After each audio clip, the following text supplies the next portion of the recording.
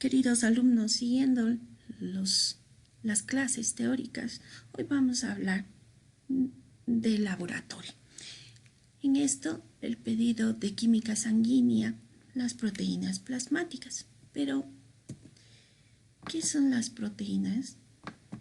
Ustedes ya saben que son compuestos químicos muy complejos, que contienen alto contenido de nitrógeno, oxígeno y carbono. Pero se forman principalmente por la unión de aminoácidos. ¿Pero de dónde obtenemos nosotros las proteínas? Principalmente de la alimentación. ¿Y de dónde? De la dieta, de la carne. A excepción de las hormonas, las inmunoglobulinas y de las inmunoglobulinas, las proteínas son sintetizadas preferentemente por el hígado. Ahí tenemos la albúmina, los factores de coagulación y todo eso. Pero, ¿cuáles? Las proteínas plasmáticas, que es un componente fundamental del plasma, tienen diferentes funciones. Como ven acá, y ustedes ya saben, mantienen la presión oncótica del plasma. Intervienen, entonces, como el sistema tampón en el equilibrio ácido-base. Obviamente también sirven de vehículo transportador para muchas sustancias, tanto endógenas, exógenas, principalmente por las alfa-globulinas, las beta-globulinas. Algunas son reactantes de fase aguda. Otras nos garantizan la defensa humoral contra procesos infecciosos. Y en la hemostasia, por ejemplo, el fibrinógeno.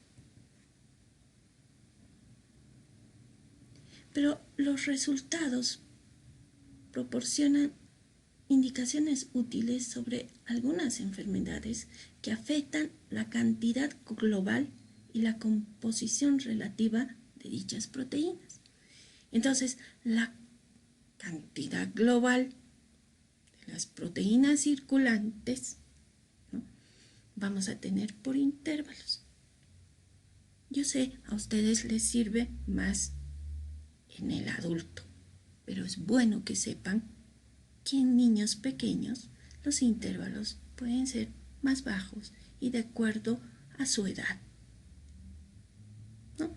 Pero en el adulto el intervalo es de 6 a 8. En algunos libros tienen el intervalo de 6.3 a 8, pero lo dejaremos como 6 a 8 como un valor rígido.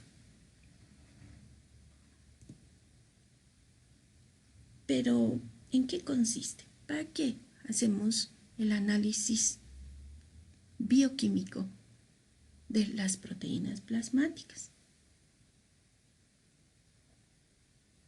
Ustedes saben que además de los elementos celulares en la sangre, como los glóbulos rojos, blancos, plaquetas, la sangre transporta en su fracción líquida numerosas sustancias, entre ellas, ¿quiénes son?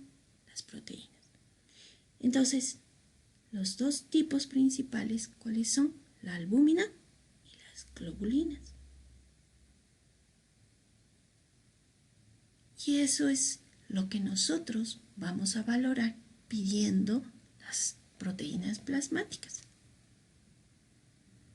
Pero también se compara la cantidad de albúmina y globulina. Este cociente albúmina-globulina tiene que ser mayor a 1.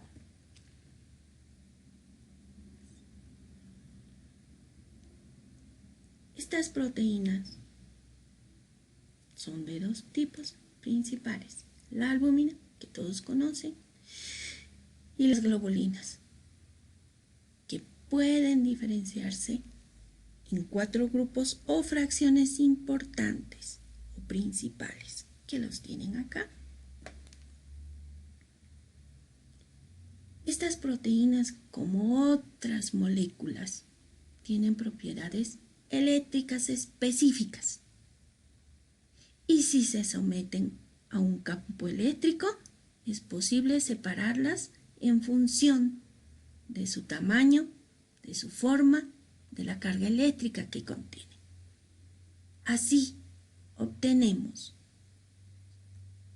una distribución y una cantidad relativa, lo que suministra indicaciones sobre la existencia o no de diferentes enfermedades.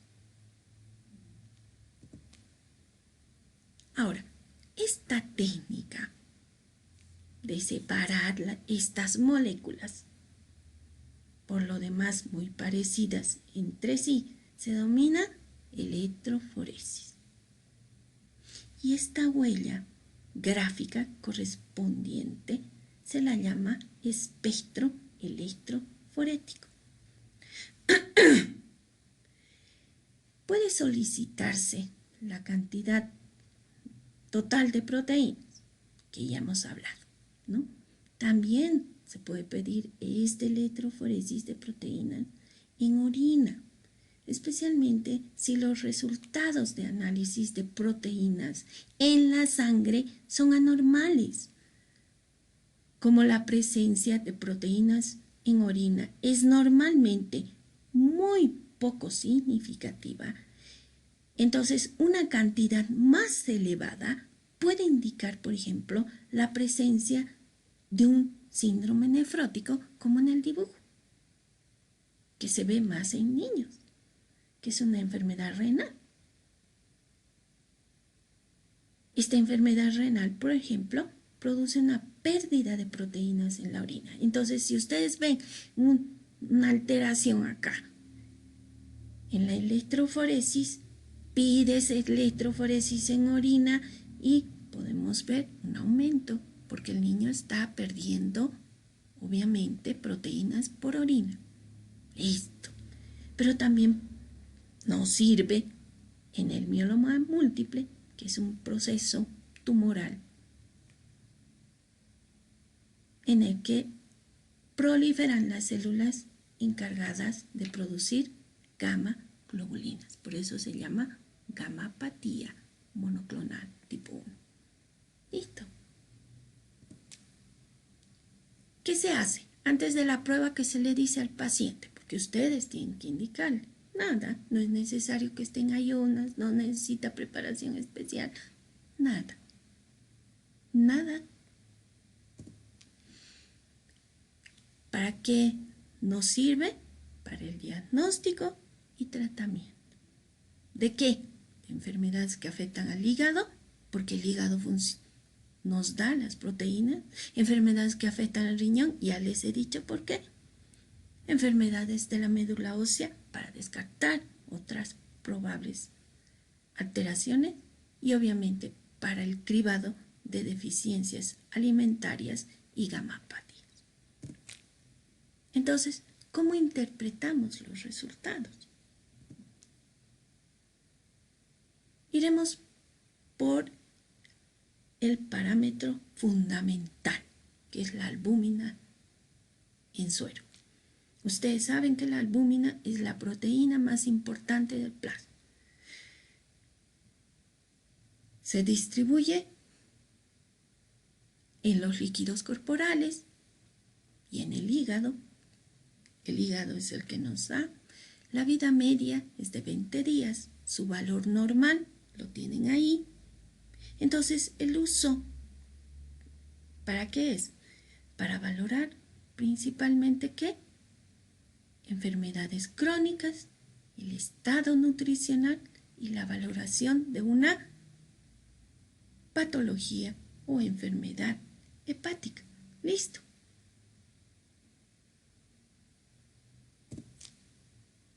Entonces, simple. Cuando está aumentada la cantidad de la albúmina principalmente es un signo de deshidratación.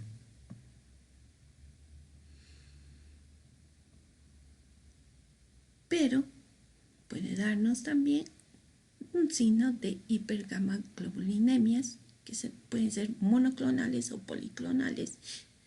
Y como les digo, estados de hipovolémicos, signos de deshidratación principalmente. Entonces, está aumentado, eso no es lógico. ¿Por qué está aumentada la albúmina? Vean a su paciente. Si hay signos de deshidratación, es eso. Pero si no está deshidratado, si no tiene signos de desnutrición, vean si el paciente no tiene problemas monoclonales o policlonales. Pero cuando está disminuido, disminución de síntesis hepática, reacción de fase aguda, una inflamación, una enfermedad crónica, aumento en la pérdida por la superficie corporal o aumento del catabolismo o aumento del volumen plasmático. Pero iremos uno por uno. Disminución de la síntesis hepática, lo más importante, como les he dicho, enfermedades hepáticas. Pueden ser agudas o crónicas, ahí las tienen. Crónicas, cirrosis. Que haya problemas de absorción, desnutrición, mal aporte, un ayuno prolongado, amiloidosis, enfermedades crónicas, diabetes mellitus, hipotiroidismo, insuficiencia suprarrenal, analbuminemia genética. ¿Lo tienen ahí? Reacciones de fase aguda, una inflamación, una enfermedad crónica. Entonces, primero, infecciones bacterianas, gamapatías monoclonales y otras neoplasias. Parasitosis, nunca se olviden, también puede estar disminuida la albúmina.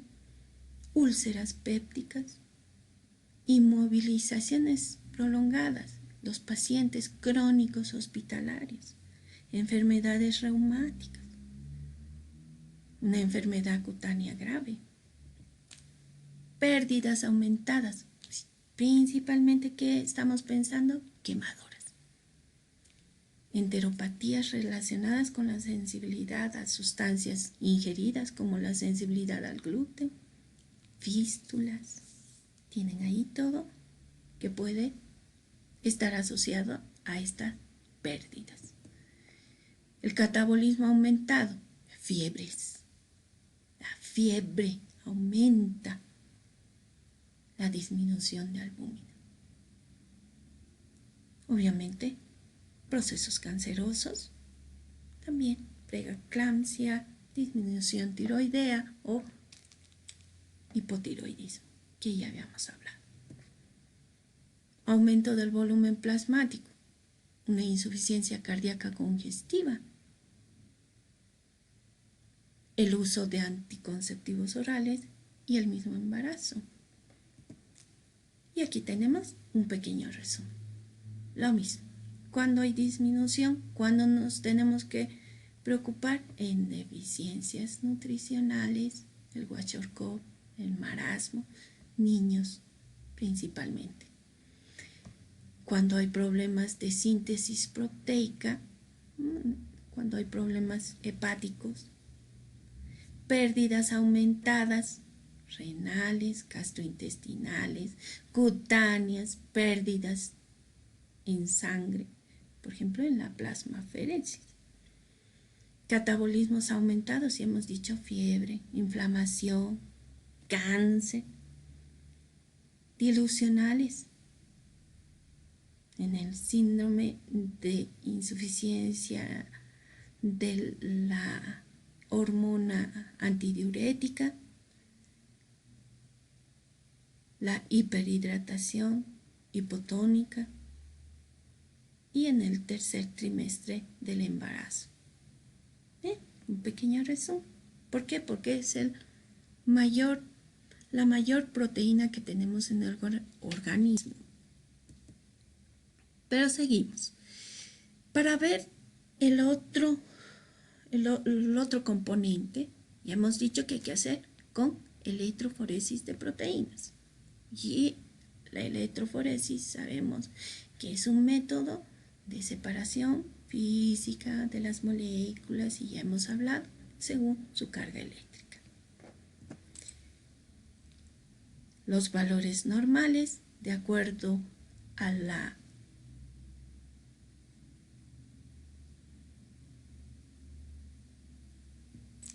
y aquí tenemos el uso. ¿Para qué se hace? ¿Cómo se interpretan los resultados?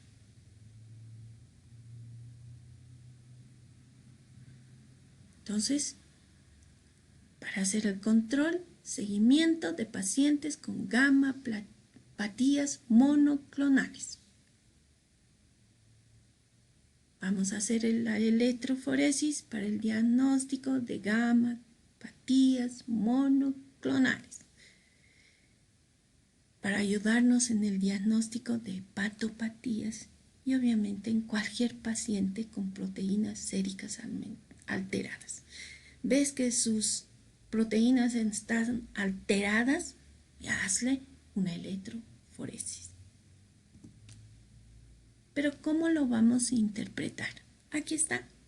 Sale la electroforesis y tenemos la interpretación de acuerdo a nuestros resultados. Sale aumentado, trastornos inflamatorios, alfa 1, porque ya hemos hablado de la albúmina, por eso no repito esto, porque es lo mismo. Alfa 1 globulina, trastornos inflamatorios agudos, infección, alcoholismo, hepatopatías, enfermedades autoinmunes, como el cáncer.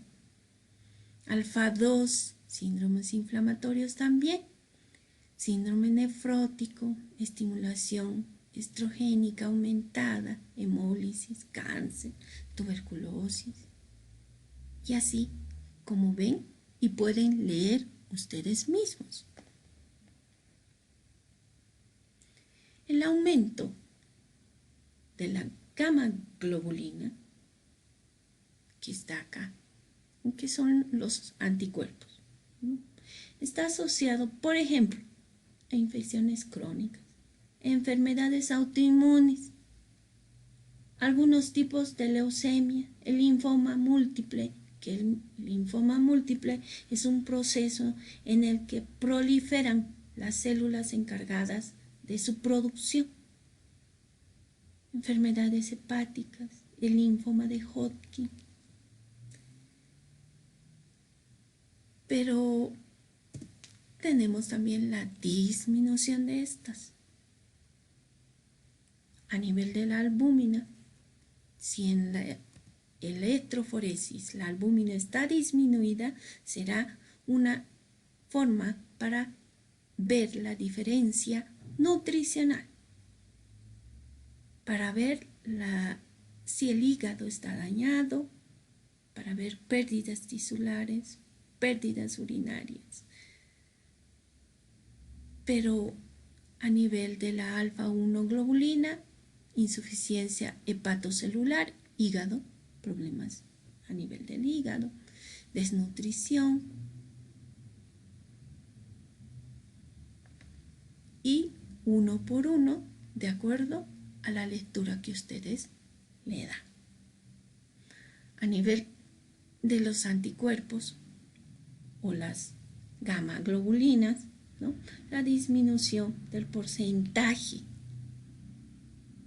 de esta fracción puede que se deba a una enfermedad renal o una hipogamaglobulinemia, un tipo de déficit. En este es principalmente inmunológico. En resumen, entonces, ¿para qué nos sirve? Es útil para detectar ¿qué? El mieloma múltiple, para evaluar ¿qué? Una hipogamaglobulinemia, de acuerdo a nuestros valores, para detectar una posible situación de malnutrición o como complemento diagnóstico en diversas situaciones clínicas, como enfermedades autoinmunes o cáncer. Así de fácil. Proteínas plasmáticas. Muchas gracias.